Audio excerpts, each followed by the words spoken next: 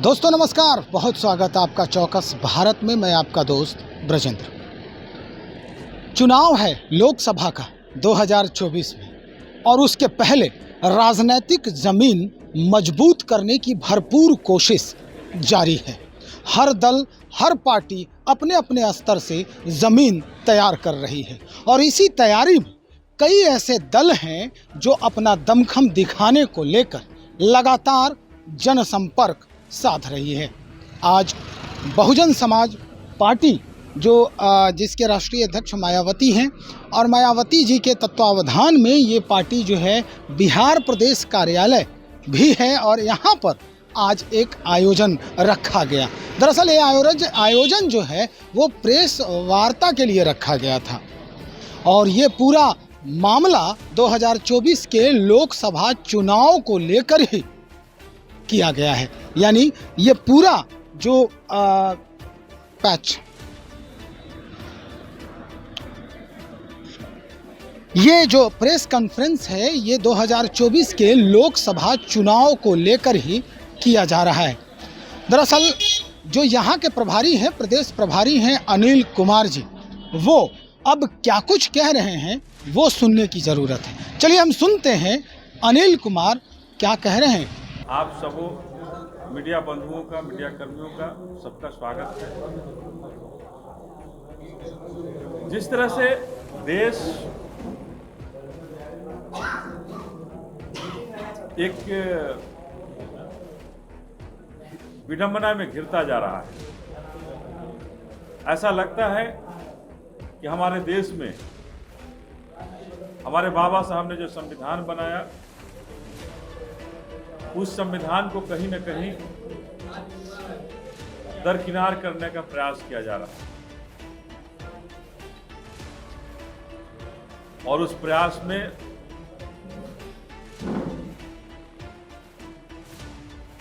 जो दल हैं, जो अपने आप को कहीं गठबंधन और कहीं महागठबंधन के लोग कह रहे हैं, ये दोनों शामिल हैं। चाहे वो भारतीय जनता पार्टी का गठबंधन हो या कांग्रेस के साथ चल रहे महागठबंधन की तैयारी हो। अभी जिस तरह से महागठबंधन की बैठक बिहार में होने जा रही है, तमाम तैयारियां शुरू हो गई हैं कि बिहार के अंदर महागठबंधन की बैठक होगी, महागठबंधन का घोषणा होगा। तो मैं महागठबंधन घोषणा करने वालों से बहुजन समाज पार्टी की तरफ से पूछना चाहता हूं कि आप जरूरत होता है महागठबंधन करते हो, लेकिन जनता के लिए, जनता के जो शोषित दलित वंचित वर्ग हैं, जिनके लिए बाबा साहब ने संविधान में काफी कुछ किया, उनको आगे लाने के लिए महागठबंधन क्यों हो जाता है। जब उस समाज पर अन्याय होता है तो बिहार की सरकार क्यों सो जाती है। चाहे वो राकेश पासवान की हत्या हो, मुन्ना पासवान की हत्या हो या दर्जनों इस बिहार में हत्याएं हुई हो। बिहार में डीएम की हत्या हुई हो, दर्जनों नरसंहार हुए, उस नरसंहार के आयोग को क्यों बंद कर दिया गया। उस नरसंहार में सारे लोग बरी हो गए, हमारा दर्जनों सैकड़ों परिवार हमारा छत बिछत हो गया, शोषित दलित वंचितों का कोई नाम लेवा नहीं रहा। तो ये जो महागठबंधन करने वाले जो लोग हैं, मैं उनसे पूछना चाहता हूं, बहुजन समाज पार्टी उनसे पूछना चाहती है कि आप जनता के हित में महागठबंधन कर रहे हो या अपने हित में करना चाहते हो। बहुजन समाज पार्टी पूरी तरह से बिहार के अंदर भी तैयार हुई है कि 40 सीट पर लड़ेंगे और मजबूती के साथ लड़कर अपनी बहन मायावती को प्रधानमंत्री बनाने के लिए पूरा बिहार इकाई संकल्प ले चुका है और संकल्प लेकर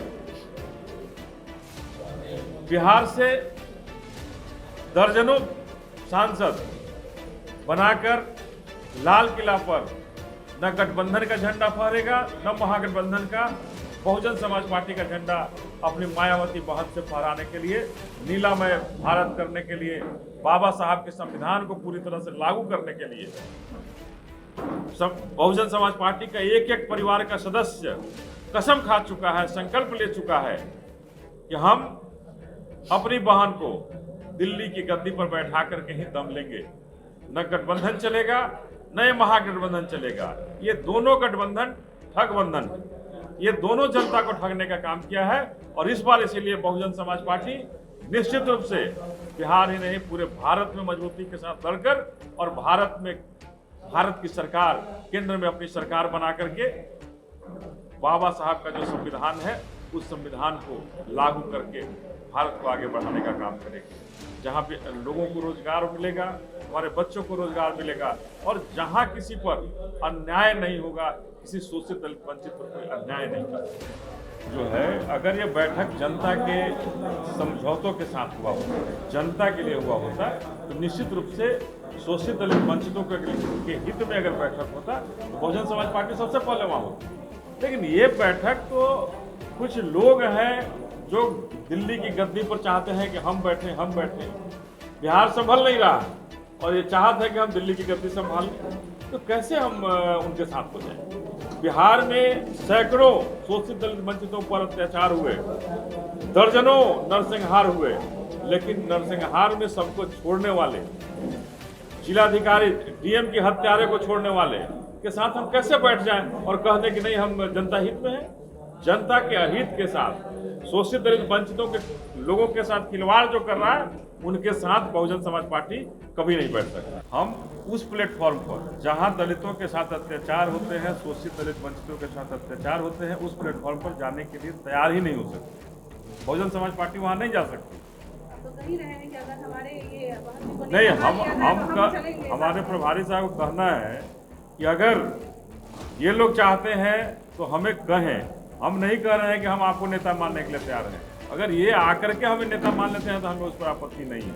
हमारे बहन जी को नेता मान लेते हैं, उस पर आपत्ति नहीं है। तो सुन लिया आपने, कई बातों पर चर्चा हुई।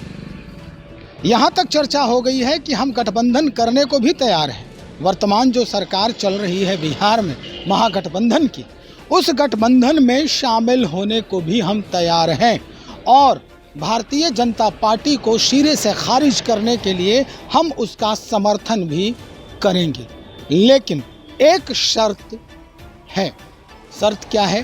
शर्त ये है कि अब देश का जो बागडोर है 2024 में, वो मायावती के हाथ में दे देना जरूरी होगा। यानी मायावती देश की प्रधानमंत्री बनेंगी, तभी हम समर्थन कर पाएंगे। चलिए, हम और लोग हैं जिनसे हम बात करने का प्रयास कर रहे हैं और जानने का प्रयास कर रहे हैं कि क्या कुछ बातें निकलती है।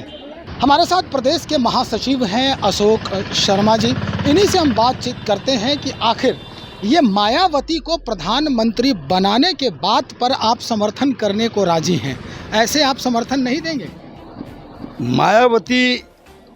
मायावती का है कि दलित, शोषितों, गरीब और मजलूम का एक जवान है और अगर जब तक के दलित, शोषित और मजलूम लोगों के बीच से अगर प्रधानमंत्री नहीं आता है तो इस देश का कल्याण नहीं है।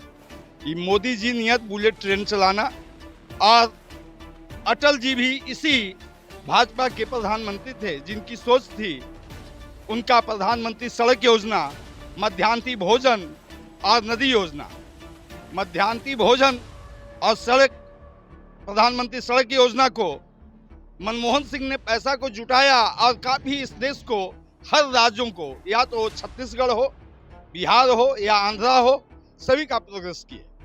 लेकिन मोदी जी के आने से इन्होंने क्या किया कि गुजरात के अहमदाबाद से लेकर और बॉम्बे तक इन्होंने बुलेट ट्रेन चलाया। ये नहीं सोचा कि आधी बिहार हमारी बस जाती है, आज घर में चावल है, गेहूं है, 5 दिन पानी हिल गया तो एक कदमा मेरे पास खाने का अन्न नहीं है, इसकी फिक्र नहीं है। लेकिन जो बुलेट ट्रेन जो दलित, शोषित, मजलूम की आवाज़ बनने वाली बहन जी को प्रधानमंत्री की ओर ले चले। दो बातें हैं आप, एक तो दलित और शोषित की बात करते हैं, दूसरे आप महंगाई की बात कर रहे हैं। खर्च बढ़ गया है, बुलेट ट्रेन चला रहे हैं प्रधानमंत्री, इसकी बात आप कर रहे हैं।